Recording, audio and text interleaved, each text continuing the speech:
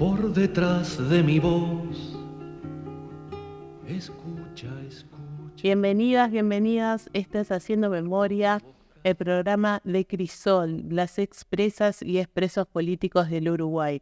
Nos pueden encontrar en nuestro canal de YouTube, Crisol, o también nos pueden encontrar en el portal de apu.uy, Asociación de la Prensa Uruguaya. Nos escuchan por radio en La Zurda, la radio compañera, hoy viernes a las 23, también a las 15 y los domingos a las 15 después de comer.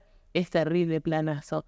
La 808, la emisora 808 nos repite hoy a las 15, también a las 23 y los domingos de mañana a las 10 de la mañana. También por emisoras de radio comunitarias del Uruguay y emisoras de radio y televisión de la Red Uruguaya de Medios Alternativos. En la técnica, Ezequiel Boiras, José Olivera, Jorge Daniel Díaz, Agustín Bérgolo y Henry Durán. Quien les habla, Fernanda Cabrera, un poquito trabucada, pero sale igual. Para comunicarse con nosotros, 091-028-578, el teléfono mensajero, en nuestra sede social, Joaquín Requena, 1533, entre Bransen y Ana de Monterroso. Quienes son crisoleros, socios de Crisol, saben que tienen convenio con SWAT, con Cooperativa Caminos, con Previsión, con Procardias, con Tucine y con la Asociación Cristiana de Jóvenes. ¿Cómo se informan? Al 2408-4465. 2408-4465. Hoy tenemos dos invitados, Gabriela Schroeder y Benjamín Leverov, y les vamos a pedir que se presenten ellos mismos, algo que no lo hacemos habitualmente, pero hoy vale la pena. Buenas tardes, Gabriela. Hola. Buenas noches. Bueno, buena jornada, como sea. Muchas gracias por la invitación. Como dijiste, mi nombre es Gabriela Schroeder Barredo. Me gusta siempre poner el Barredo porque las madres nos traen y siempre están dejadas un poquito de lado. Yo soy hija de Gabriel Schroeder, que fue asesinado el 14 de abril del 72, y de Rosario Barredo, que fue asesinada el 20 de mayo del 76. Pero además de todo eso, soy ingeniera, tengo 3 hijos maravillosos, viví 25 años en Chile y hace 9 años que estoy de vuelta en Uruguay. Benjamín. Soy hijo de Silvia. Bien, Pero aparecido del 76 en Buenos Aires. Soy relojero. Tengo gestión en economía y turismo sostenible, una maestría. Y creo que este espacio, que bien hablan de los presos, de los detenidos, de los asesinados, también tiene un espacio para los exiliados, que fue todo un proceso complejo del periodo de la dictadura.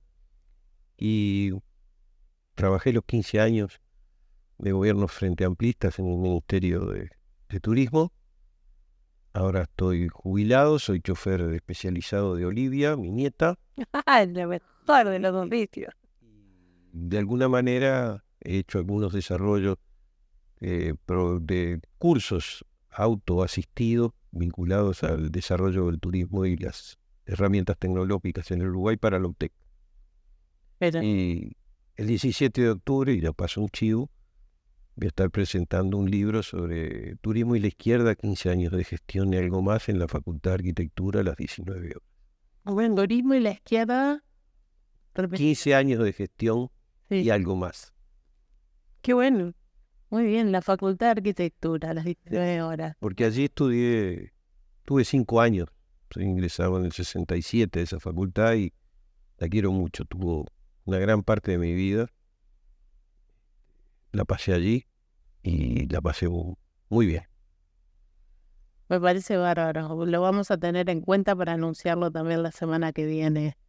Te lo agradezco. El chivo del libro, Benjamín.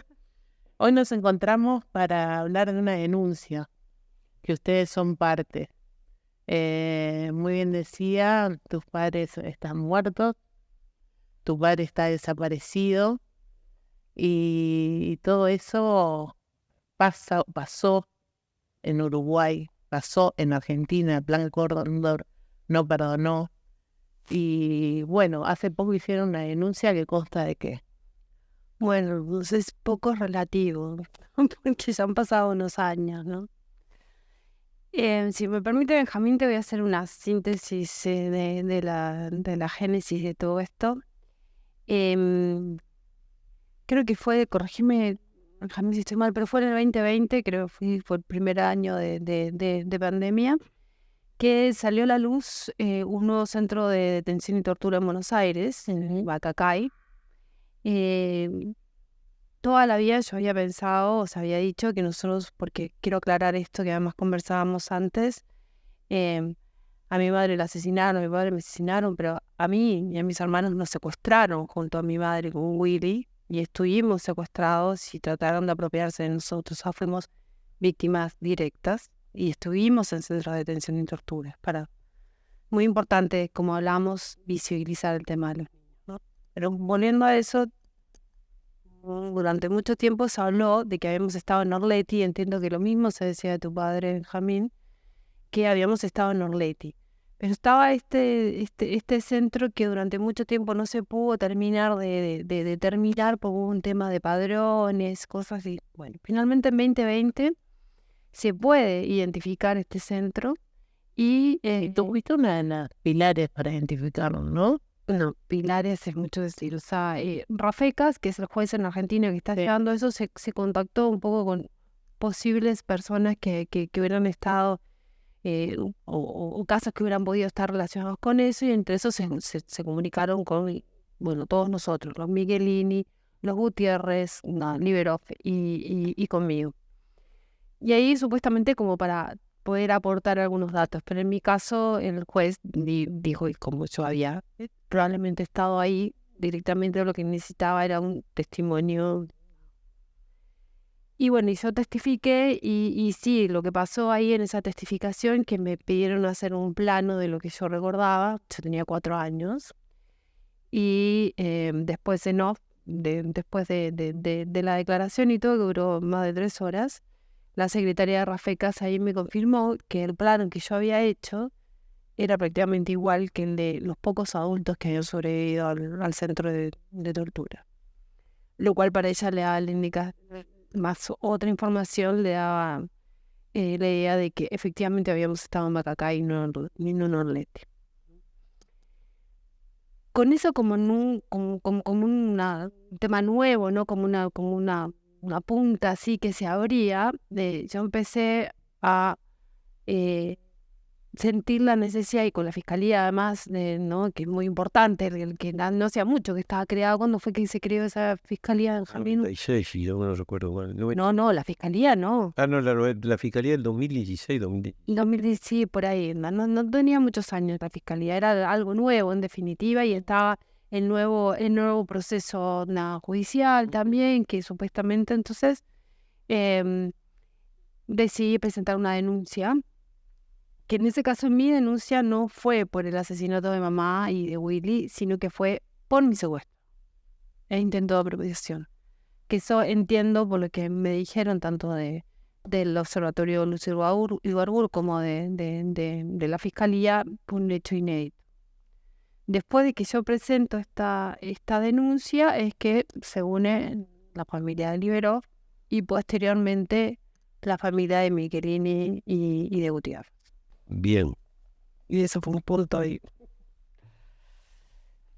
No, en mi caso fue una situación compleja porque cuando detienen y secuestran al viejo, mi madre y mis 2 hermanas estaban en el lugar y a ellas no las llevaron a papá. Ellas estaban con las frazadas, las encapucharon, dejaron, de allí se robaron todo y se robaron los documentos de mi madre y de mis hermanas. Entonces mis hermanas lograron el refugio con Naciones Unidas, no así mi madre, porque mi madre era argentina. Entonces mi madre, entre comillas, tuvo que pasar a la clandestinidad. No obstante eso, hay una denuncia hecha por mi madre en la comisaría que tenía que ver con la zona de San Martín 2410.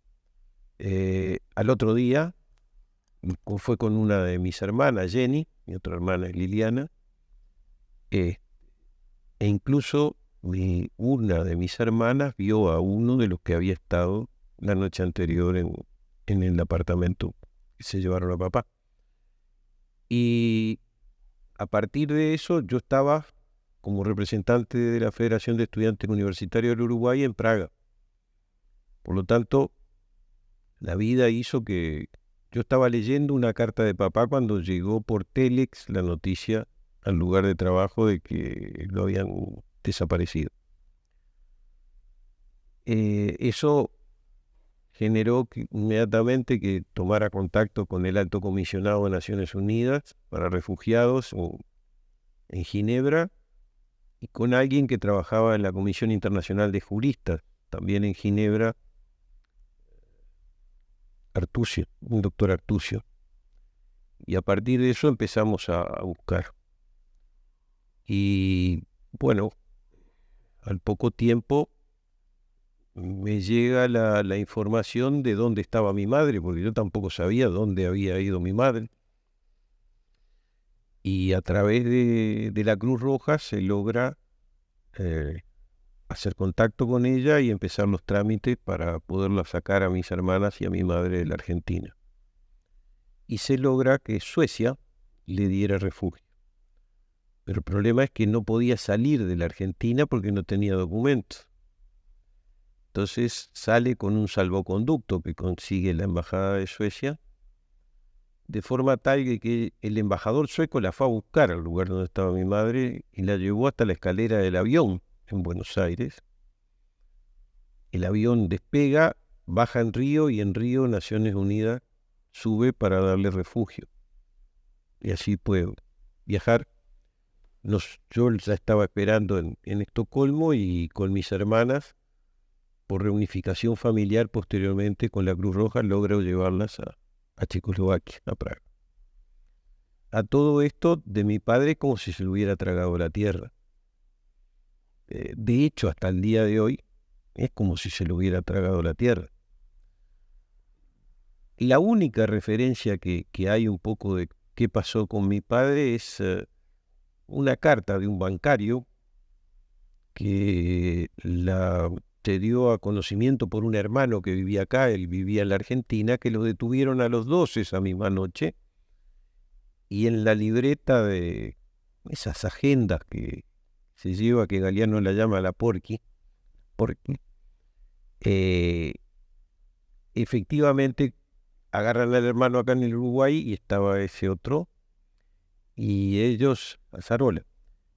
Y ahí dice que en un lugar donde los habían llevado, que estaban encapuchados, había un médico uruguayo, comunista, da un apellido ruso que no es Liberov, pero es muy difícil que no lo pueda hacer, y que estaba como alterado.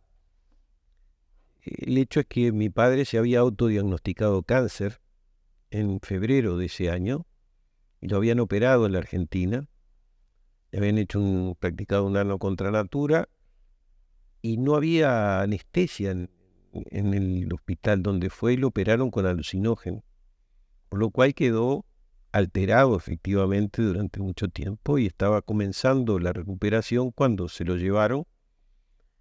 Y en las situaciones que yo creo que se perdió tiempo, desgraciadamente, en cierta forma, en la investigación de los lugares, porque si uno mira el trabajo que hizo Álvaro Rico acá y La Robla, la casa que aparece posteriormente ya estaba y funcionaba antes que Orlet.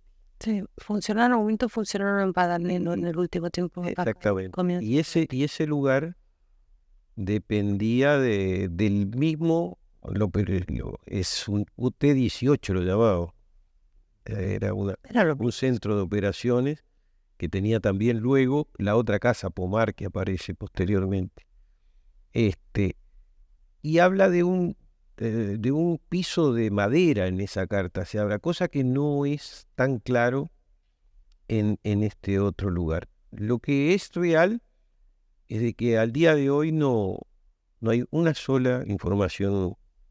Recién es la Comisión para la Paz que en determinado momento me llama para decirme que aparentemente habría estado en el lote 18, Manuel, y a partir de eso yo reflexioné de qué hacer, porque yo había presentado el caso en la Argentina, y a diferencia del caso de Michelini y de Gutiérrez Ruiz y de tu familia, que el caso lo presenta el CELS ante la justicia, en el caso de papá es el propio Estado argentino, cuando estaba Dualde en la Secretaría de Derechos Humanos, que lo presenta ante la justicia.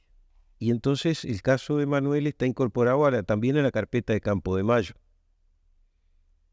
con la particularidad que eso lo presenté un 17 de abril del 2004, estuvo encajonado hasta que Rafecas aparece con esto, y entonces a partir de eso, y disculpen si fui largo, es que yo retomo un poco el presentar algo con relación al Estado uruguayo como partícipe, porque es real de que el grupo que estaba, aparte de Gavazo, Cordero y particularmente Campos Hermida, operando en la Argentina por mucho tiempo, eran una sola unidad que trabajaba efectivamente con las directivas, como después se probó en el caso de Juan Carlos Blanco y tantos otros casos, o como ahora que en esta carpeta, como Plan Cóndor, lo que se está hablando es de un modus operandi, más que de una persona en particular, sino de una forma operativa. Y bueno, ahora estamos en la antesala de lo que puede ser el primer juicio oral y público con relación a eso, en relación con el Plan Cóndor. Existió ya una experiencia en Canelones con los vagones, donde efectivamente hubo ya decisión judicial. Digo que estaríamos en la antesala porque han presentado una nueva chicana los abogados defensores, a los efectos de que esto se trate por parte de la Suprema Corte de Justicia y no por la Fiscalía de Delitos de Lesa Humanidad. Pero si hemos tenido la paciencia y la fortaleza, yo creo, para poder seguir adelante, yo no tengo duda de que vamos a lograr que esto sea visto por la sociedad uruguaya tal cual fue y que la justicia opere. Ojalá que sí. Sí, bueno, en mi caso es diferente porque, a ver, la tierra se los tragó, pero los devolvió más o menos rápido, definitiva. A nosotros nos secuestraron el 13 de mayo, a Miguelini y a Gutiérrez los secuestraron el 18, nosotros nos secuestraron bastante antes. Y bueno, yo tengo bastantes recuerdos, por eso también testifiqué ante Rafecas. Dentro de esos recuerdos está la intención de apropiarme, de llevarme a algunas casas. Con 4 años y criado por quien fui criado no era fácil. Y después ya finalmente cuando me encontraron y nos encontraron. Y en esa cruzada por encontrarnos, una de las personas claves fue mi abuelo, Juan Pablo Schroeder, que era abogado, especialista en Derecho Internacional, y por suerte con muchas redes y gente que le dio favores. Y entonces él empezó una cruzada que obviamente no fue solo él, también la familia de William Wylo, del padre de mis hijos, estaba en Europa, y en Europa también se movieron a todos los más altos niveles que pudieron y todo. Mi abuelo es una campaña increíble, por suerte, con el apoyo y la ayuda de los medios, ¿no?, que son tan importantes. Ahí Correo de la Sierra y el Buenos Aires Herald fueron claves en hacer mucho ruido por nosotros. Y entonces finalmente que nosotros pudiéramos ser recuperados. Fuimos los primeros niños desaparecidos y aparecidos, de alguna forma, aun cuando yo tengo la certeza de que intentaron apropiarse de nosotros. Pero después de que nos encontraron también muchos problemas, en nuestra casa también no se lo robaron todo, la reventaron porque estaban buscando plata, además, porque esta gente que nombra, además, Benjamín, sabemos que iban por la plata, de que eran unos bandidos, totales, por decirlo de manera suave.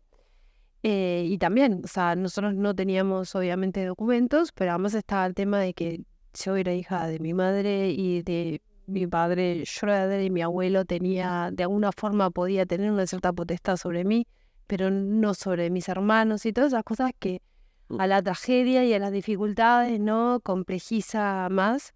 Y ahí, por suerte, como suele pasar, entre medio del terror y de la oscuridad, surgen luces y surge la solidaridad, y hay mucha gente que brinda una mano y ayuda y facilita las cosas.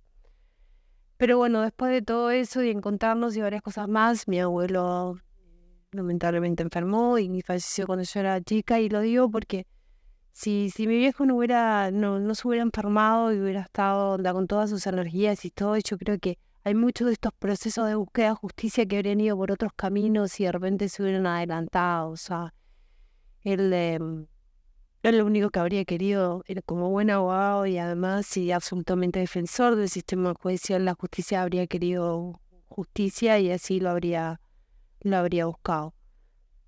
No pudo ser, y bueno, fue finalmente yo, cuando me dicen, "Ay, ¿por qué ahora? ¿Por qué ahora puedo?" Porque hay procesos también, ¿no? Sí, como vos también fue en Argentina, pero también hay procesos nuestros, muy íntimos. O sea, estamos hablando de mucho dolor, de mucho dolor. Entonces, cuando te preguntan eso, ¿no? Y que a veces, lamentablemente, lo hacen con un poco de desdén, ¿no? O sea, como, ay, ahora, o sea, ¿no? ¿Y por qué ahora puedo? Tal cual, Gabriela. Eso sí, en muchos casos sí, y en muchas situaciones. Cuando uno puede, habla. Hoy, ¿en qué está este juicio, esta denuncia que hicieron? Como decía Benjamín, está un poco stand-by por una nueva chicana que esperemos que se resuelva pronto y que se pueda entonces pasar al juicio oral. También tenemos otra, está lo de Bacacay, que también está en Buenos Aires y también está congelado. Yo me comuniqué hace poco con la gente del juez Rafecas, y si bien fue el año pasado fue que hubo una acusación contra ciertas personas y todo, y también estaba incluido todo el centro Bacacay, finalmente hubo un dictamen en el cual no se acogieron estas personas por Bacacay, pero no diciendo que no sucedió, sino como una cosa media ambigua, que lo que está haciendo ahora todo el equipo de Rafecas es buscar mayores evidencias para fortalecerlas y volver a presentar. Así que, y el problema que me dijeron fue que también están solicitando mucha información que, dada la situación actual en Argentina, obviamente tiene un delay bastante más allá de lo normal. Incluso, por lo que yo tengo entendido, se suma a lo de Argentina notoriamente, que cierta información que solicita Rafecas tiene que procesarse institucionalmente, y que por lo tanto es el gobierno uruguayo el que tiene que canalizar esos pedidos de venida y de vuelta.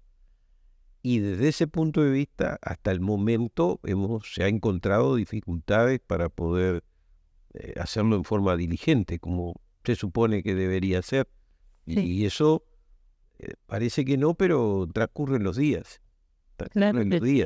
Y quizá eso hace que cosas que se podrían haber hecho con cierta facilidad hoy son extremadamente engorrosas para resolver.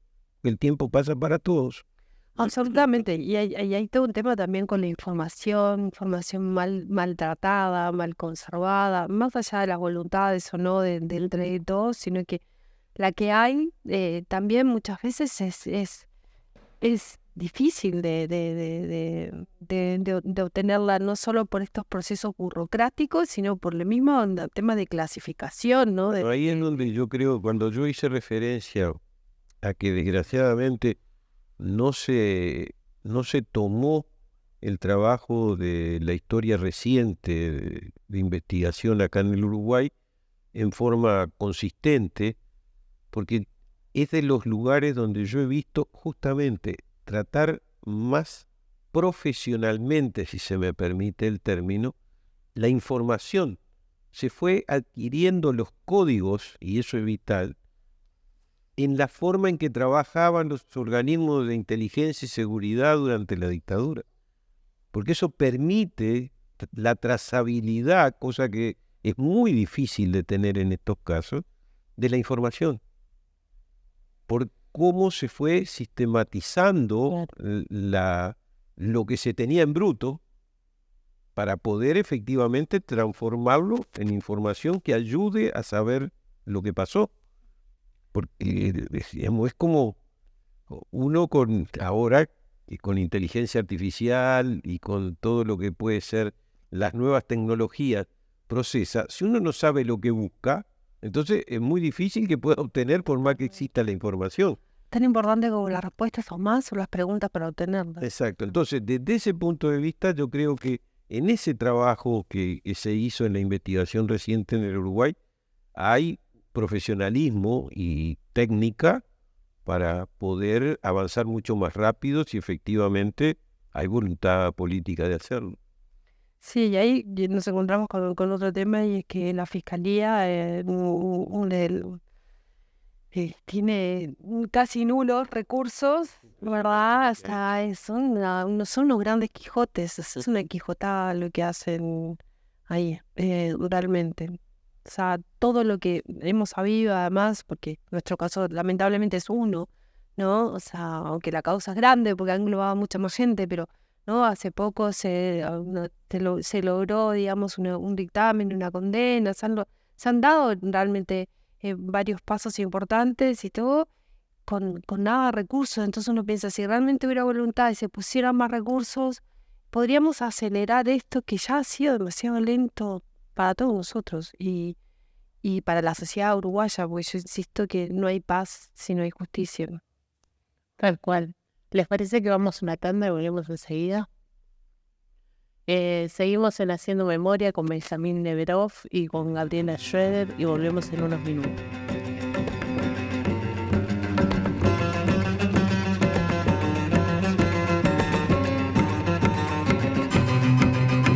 En tiempos de revolución digital, la vida en sociedad se vuelve cada vez más compleja y en eso juegan un papel fundamental la información veraz y la comunicación equilibrada, ya sea a través de los medios tradicionales o mediante las redes sociales. La Asociación de la Prensa Uruguaya, a través de la plataforma portalapu.uy, brinda la posibilidad de una mirada seria y profesional comprometida con el tiempo que nos toca vivir.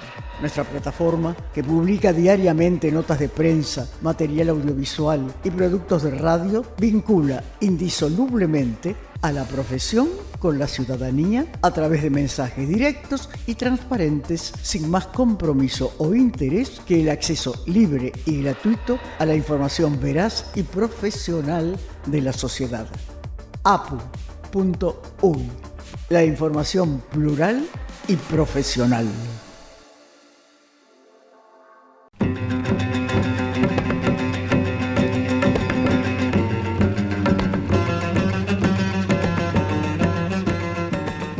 Seguimos en Haciendo Memoria con Gabriela Schroeder Barredo, con Benjamín Neverov y vamos a hablar un poco para atrás. Vamos a hablar un poco de sus padres, de quiénes eran, de cómo eran también. Gabriela, tu madre estaba embarazadísima cuando matan en el 72 a tu padre. Sí, bueno, mi padre yo no lo conocí, yo nací 10 días después, el 24 de abril del 72. A lo largo de mi vida lo he ido reconstruyendo, no reconstruyendo, sino construyendo. Parte lo pueden ver, y aquí también pasa un chivo. Yo escribí un libro, junto con un historiador español, que es una novela, en realidad se llama El Mundo Nuevo, que es una novela, sí, está editado por Sudamericana, por Penguin, y y que justamente abarca del 68 hasta el 76, un poco con el hilo de mi familia, drama. Sí, lo encuentran en librerías, nada, los invito a que lo lean porque es una novela, entonces tiene esa cosa un poco más digerible, digamos, de una novela, pero en realidad tiene un marco histórico muy importante. Yo aprendí un montón haciendo el libro y gracias a Ignacio, el gran, en realidad, creador del libro. Y bueno, más allá de que obviamente me crecí preguntando por mi padre y además me crié con la familia de mi padre, entonces por ahí pude ir construyendo esa imagen. Después con el libro ahí hice todo un trabajo más intenso para hacerlo. Ahora, papá tenía 21 años cuando lo asesinaron. O sea que era un prototipo de persona, de alguna forma. Pensá que mi hijo mayor tiene 27, mi hija 24, mi hijo menor tiene 19, es el único que todavía es más chico que su abuelo, ¿no? Entonces, sí, ¿quién era Gabriel Schwader? Y bueno, las mujeres que lo conocieron te podrían decir que qué bueno que estaba tu viejo. O sea, era lo primero que siempre decía. Pero siempre lo describen como una persona como muy protectora, una persona como muy vehemente, como muy apasionado, en definitiva, tanto nada como en el amor como en el enojo, ¿no? Eh, Grandísimo deportista, o sea, muchos contaban que de repente llegaban a buscarlos o a detenerlos o algo y caían todos y de repente miraban para el costado de Joaquín, que era su alias y todo, no estaba porque se había saltado y estaba corriendo por azoteas, donde al parkour lo inventó papá, parece, ¿no? Era un gran futbolista, todo el mundo lo recuerda como una persona muy, muy querible, como un gran Jean de papier, como la canción, un gigante, pero de papel, un osito, cariñosito. Mamá la tuve 4 años. También la fui construyendo, o en este caso sí, reconstruyendo y con el libro más. Papá medía como 1,90 m y mamá, de suerte, que medía 1,60 m. Siempre se ponían en una escalerita para darse un beso. Ella era una mujer chiquitita, fina, ella había hecho ballet en el Sodre y todo, pero de un carácter muy, muy fuerte. Ella estuvo en una subcolumna en el MLN y la gente que tenía cargo de repente eran sindicalistas de FUNSA, o sea, era una chiquitita por fuera y muy fuerte por dentro, una mujer de muchas convicciones. Ahora, yo la recuerdo como mi mamá y mucha ternura y muchos cantos y una sensación muy fuerte de amalgama, ¿no? De ser una sola persona. Pero era sobre todo, además, también una luchadora social. O sea, mamá, si bien papá y mamá fueron del MLN, papá murió. En todo caso, si leen mi libro van a ver, mi padre se quiso salir del MLN, pero no le dio el tiempo. Mamá sí, del grupo de los renunciantes, que generó mucho ruido, que renunciaron en el 74, que tuvo un tema bien importante que tampoco se aborda mucho.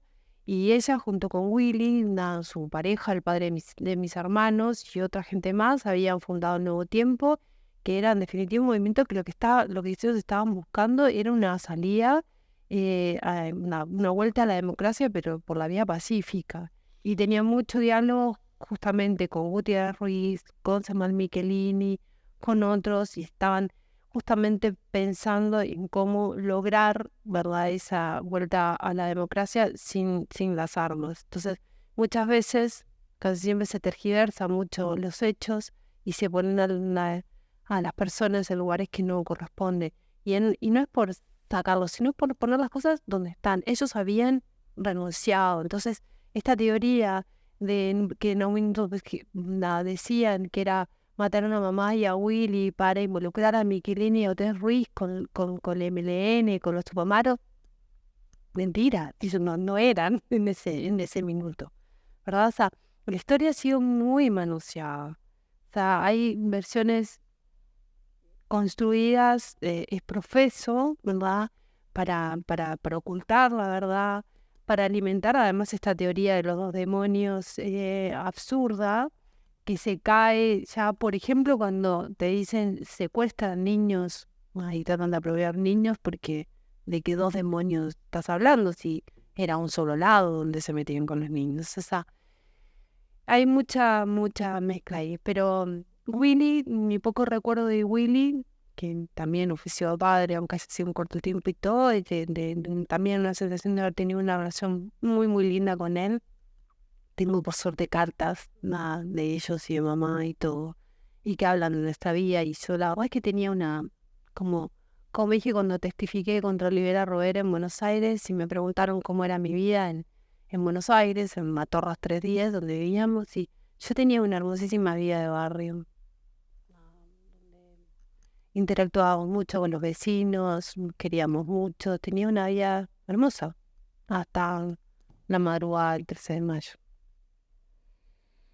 Y si hablamos del doctor Manuel Benjamín, Bueno, Manuel era un tipo muy particular, porque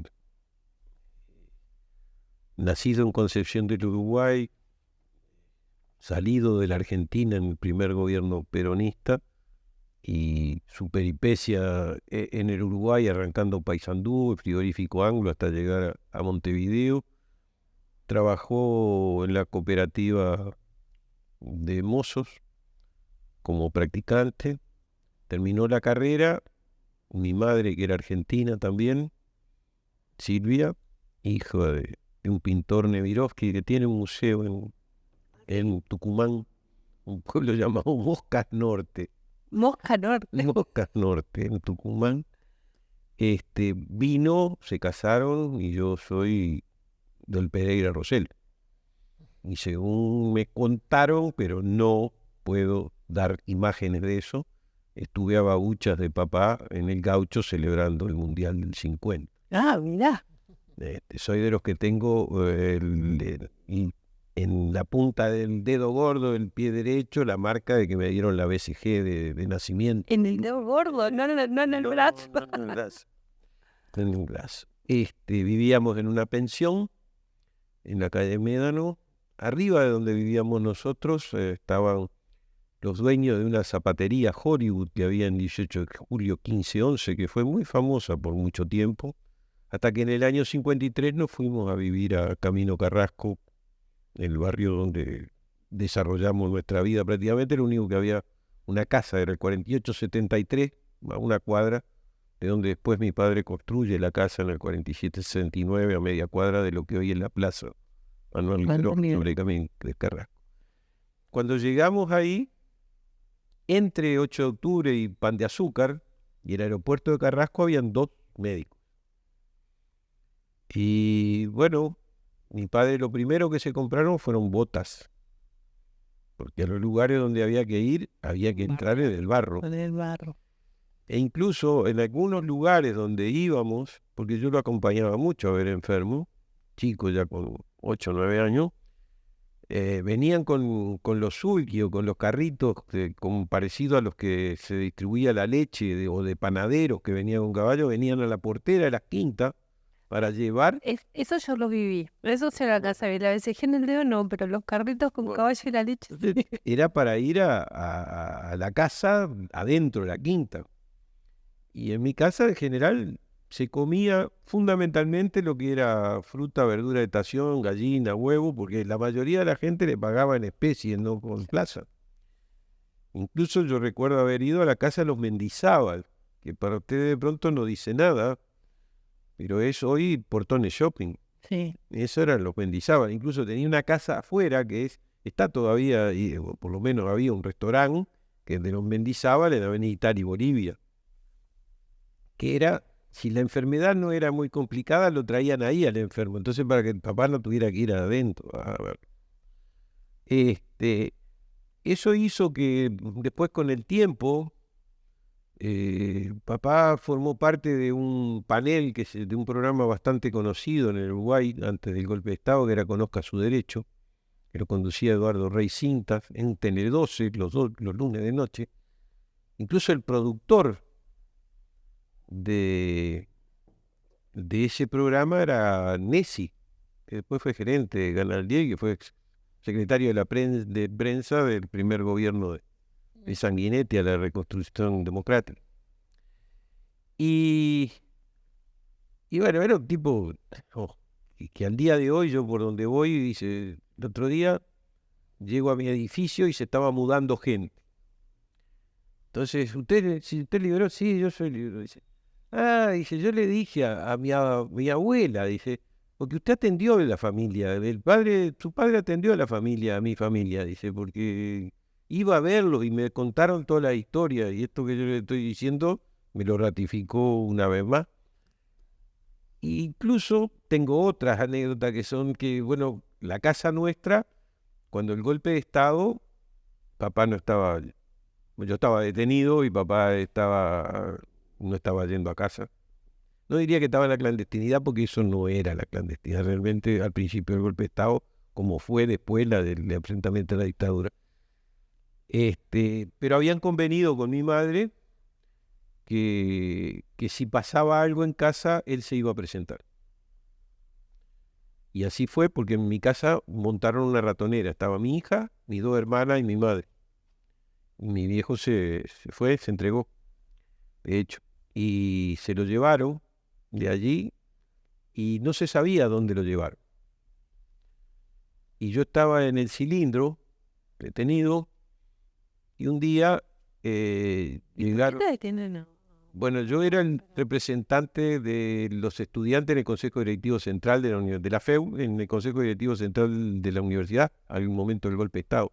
¿Qué ha tenido? Y yo tenía 20 años, 73, 23 años. Y entonces, yo estaba en el Cilindro, empezamos siendo 5 o 6. A la represión del 9 de julio hizo que llegáramos a ser 500 y pico. Pero siempre fue un lugar, entre comillas, benigno con relación a la estancia en ese lugar. Entonces teníamos siempre leche tibia, una media luna, un refuerzo, un pan, lo que fuera para traer. Por eso yo digo que era benigno. No, el Cilindro en sí mismo es parte de una historia, para historia. Pero una noche, lo que pasa es que ahí traía mucha gente muy torturada, en muy malas condiciones muchas veces. Entonces nosotros habíamos arreglado el agua caliente del baño, del Cilindro, cosa de que la persona cuando llegara tuviera las condiciones mínimas. Y bueno, nos pusimos a conversar después que más o menos se estabilizaron. Entonces, donde los traían, bueno, kilómetro 14. Dice, sí, dice, allá estábamos todos.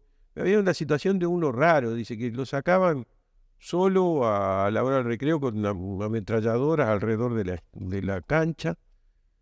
Y además, no sabemos muy bien por qué, cuando íbamos al baño muchas veces se daba de que por arriba de la separación de los baños nos tiraban caramelo de naranja. De naranja.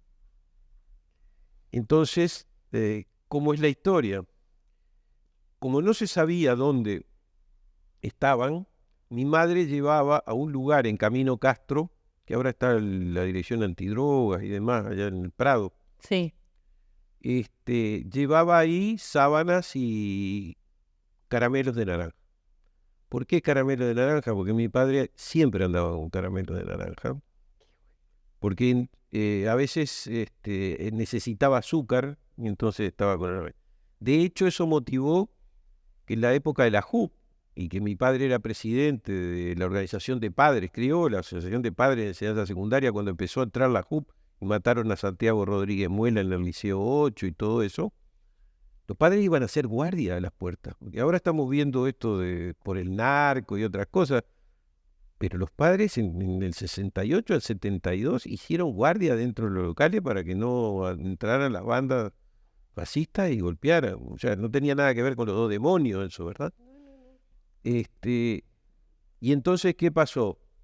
Así yo supe que bombas en casa, todo. En casa el Escuadrón de la Muerte en el 72 puso bomba también en Camino Carrasco. Y justamente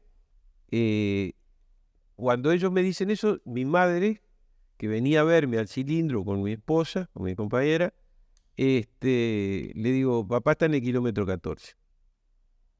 porque los que vinieron de kilómetro 14 dijeron lo de los caramelos. Entonces, o sea, ella supo por mí Qué loco. dónde estaba mi padre.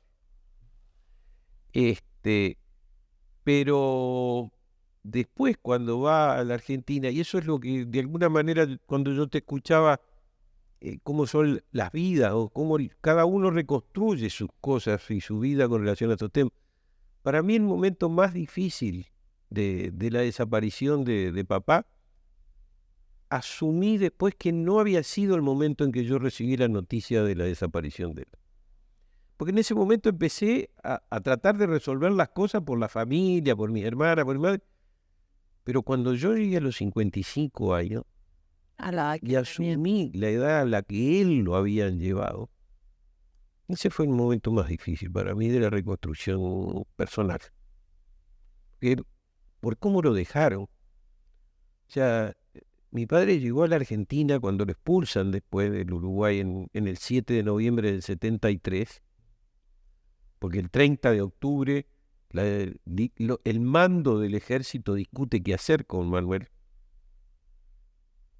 Y deciden, porque estaba, o lo mataban o lo expulsaban. Y entonces, argumentando que era argentino, se hace un decreto el 30 de octubre, lo expulsan y él viaja el 7. Yo había salido, o sea, después que estuve en el cilindro, yo había salido y vino una invitación de la Universidad de Buenos Aires a la Universidad del Uruguay para celebrar el 55 aniversario del Manifiesto de Córdoba. La universidad decide que se va a participar y que vaya un estudiante y un decano. Deciden que Alberto Pérez Pérez, que era el decano de Derecho, vaya y que vaya un estudiante. La primera decisión de la FEU es de que vaya Jorge Landinelli, que era el secretario general. Y Jorge Landinelli se niega. Dice, voy a ir en el medio de esto, imposible que yo salga de acá. Y entonces a alguien se le ocurrió que como yo había estado preso y no habían liberado, se suponía que no tenía problema. Entonces, que vaya al aniversario. ¿Qué ocurrió en ese momento? La universidad no tenía dinero para pagar los boletos para ir a la Argentina. Y en ese momento, el responsable de la Juventud Comunista Universitaria era Esteban Valenti.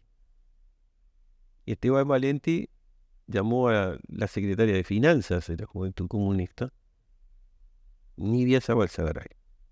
Ella fue la que nos dio el dinero para comprar los boletos. Entonces viajamos el 24 de octubre del 73 y el 26 el 25 explota la bomba en la Facultad de Ingeniería y muere Marcos Caridad Jordán y se decreta la intervención de la universidad. Entonces ahí quedé sin poder en ese momento volver y el 30 es que se decreta la expulsión de mi padre. Entonces yo ya quedé ahí. Y entonces yo recibí, mi padre no pudo venir con mi madre, no lo dejaron viajar con ella, viajó solo. Entonces lo recibí, entonces él estaba a la buena de Dios, no tenía documento argentino, estaba expulsado, médico.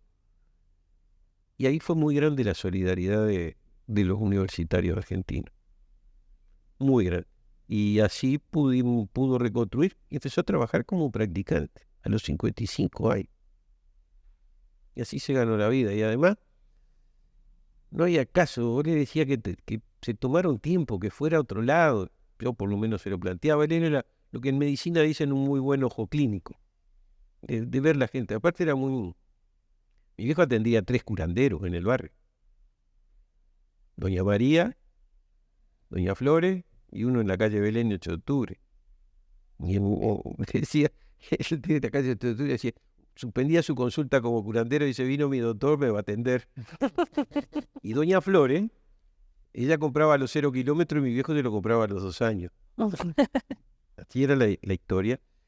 Y así era imposible. Él vivió siempre con la valija atrás de la puerta para volver al Uruguay. Aparte era imposible ocultarlo. Sí, mamá también había una Característica, era imposible. Entonces, eso hizo que su tiempo ahí en la Argentina fue terrible. Y aún así siempre, digo, yo conservo alguna de sus cartas y siempre echaba para adelante. Siempre echaba para Sí, el nuestro no fue terrible, pero también tengo una carta en que mamá le escribía a su madre, que estaba con cáncer, y fue una de las razones por las cuales mamá no se quiso ir de Buenos Aires y alejarse de todo el horror, diciéndole que ella estaba segura que se iba a tomar de nuevo el 149, iba a hacer el recorrido, andaba hasta el Prado y todo, para que se quedara tranquila, que estaba segurísima. Ella lo único que quería también en el DABA era volver a Uruguay y además ver a su madre, que desde que nos tuvimos que exiliar cuando que a papá lo mataron, a nosotros, a mamá nos llevaron a la cárcel, yo nací en la cárcel, salió de la cárcel, nos fuimos exiliadas a Chile, agarró el golpe de Estado y nos tuvimos que ir a Buenos Aires. No veía a su madre desde el 73 y entre medio tenía cáncer y mi abuela falleció 2 días después de que nosotros nos secuestraron. Por suerte, sin saber que nosotros nos secuestraron. Entonces, el anhelo de mamá de volver a Uruguay, de ver a su madre y recorrer de nuevo las calles de Montevideo era enorme. Lo convertía en una certeza. Sí, Quiero agradecerles todo esto que trajeron. Quiero que quede a cuenta de otra visita porque me parece que quedó muchísimo en las gateras. Regalarles el último libro que editó Crisol, Crónica de los Años Duros 5. Muchas muchas gracias. En esto de hacer memoria. Ujú. Vamos a promocionar después el libro de Benjamín, después repetirnos bien el tuyo para dejarlo anotado Quiero para la semana que venir a viene. conversar de nuestros libros. También, claro que sí. Cuidado, yo aprovecharía, si me permitís, para promover otro libro que es La Generación 83. Mm. Editó en su momento un libro que ahora acaba de ser reeditado por la Junta Departamental de Montevideo. Se puede recoger gratuitamente allí al lado de la Junta, en la biblioteca, donde hay relatos, historias, cuentos de integrantes de Generación 83, que me parece también que es un elemento Muy válido. interesante dentro de reconstruir este panorama que estás comentando. Y muchas gracias por la invitación. No, a usted.